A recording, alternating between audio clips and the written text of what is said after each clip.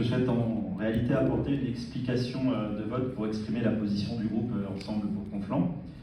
Tout d'abord, nous regrettons que le texte de cette motion soit volontairement offensif, pour ne pas dire de temps en temps agressif vis-à-vis de l'État.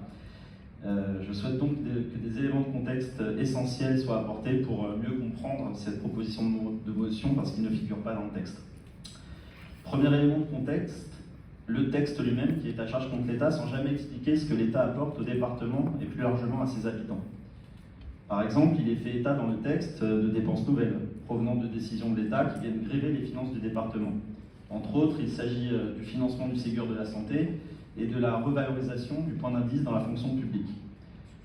Vous vous en plaignez, monsieur le maire, à travers ce vœu, eh bien, notre groupe, lui, se félicite de ces mesures importantes de pouvoir d'achat qui ont permis d'augmenter enfin les salaires des professionnels de santé et des fonctionnaires. Le texte ne dit pas non plus qu'en 2024, les transferts financiers de l'État aux collectivités territoriales vont approcher 160 milliards d'euros en France, c'est un record.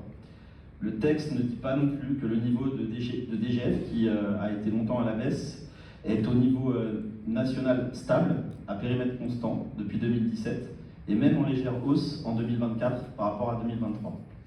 La DGF, qui est d'ailleurs versée au département, représentait 8,3 milliards d'euros pour l'année 2023. Il faut donc pour situer l'effort financier. Deuxième élément de contexte, le texte ne dit pas que le département des Yvelines s'implique dans des domaines qui vont bien au-delà de ses compétences obligatoires. Le département des Yvelines joue un rôle majeur dans l'aménagement du territoire en pilotant des programmes structurants de grande envergure. Rien que pour 2023, les dépenses du département qui sont liées à l'attractivité, c'est-à-dire le développement économique, l'offre de logement et la rénovation urbaine, étaient de 90 millions d'euros. Je souhaite les comparer très rapidement avec les 48 millions d'euros pour l'autonomie des personnes ou les petits 15 millions d'euros consacrés à la protection de l'enfance. Alors avant de jeter l'opprobre sur le modèle fiscal et sur l'État, vous feriez mieux, monsieur le maire, en tant que conseiller départemental, de vous intéresser davantage aux compétences obligatoires que le département devrait exercer en priorité, à savoir la solidarité, les collèges, l'insertion, l'aide à l'enfance. Les Conflanais en auraient bien besoin. Enfin, troisième et dernier point de contexte, la chute des DMTO, qui est en fait l'objet de ce vœu et qui entraîne cette perte de 140 millions d'euros que nous reconnaissons pour les finances des Yvelines. Eh bien, cette chute des DMTO n'est pas irréversible. Elle reste conjoncturelle, puisque pour rappel, les DMTO ont connu une croissance continue, non-stop, de 2010 à 2020. Donc pendant 10 ans, elle n'a seulement été freinée que par le Covid depuis 2020. Il faut d'ailleurs noter que si on prend le budget 2024 qui a été présenté par le département, l'autofinancement prévisionnel dégagé au profit de la section d'investissement, et M. Calonec n'hésitera pas à me dire qu'il s'agit en fait de l'excédent, il est de 140 millions d'euros, c'est-à-dire exactement la somme manquante en 2024. La situation n'est donc pas aussi catastrophique que ce qu'on veut dire, même si le département a voté cette année un budget un peu plus serré que précédemment. Après ces trois points de contexte qui nous semblaient nécessaires, nous allons tout de même aller dans votre sens sur un point très précis. Nous reconnaissons qu'une mise à plat de la fiscalité locale est nécessaire pour garantir l'autonomie financière des collectivités locales.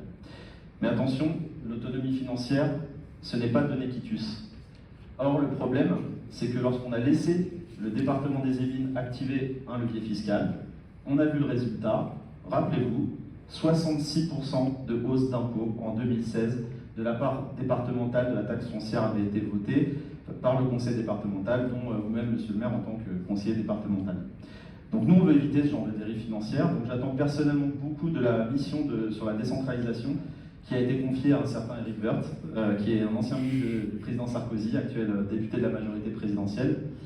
Je rappelle que cette mission était demandée et par le Sénat et par le gouvernement, ce n'est donc pas une question partisane. La priorité numéro 1 de cette mission, ce sera de trouver le point d'équilibre pour le financement des collectivités locales, et j'espère qu'on avancera ensemble, sans esprit partisan, vers une solution qui convienne à toutes et à tous sur le long terme.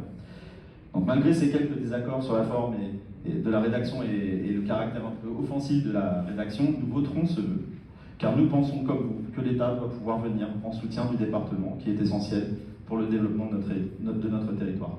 Je vous remercie.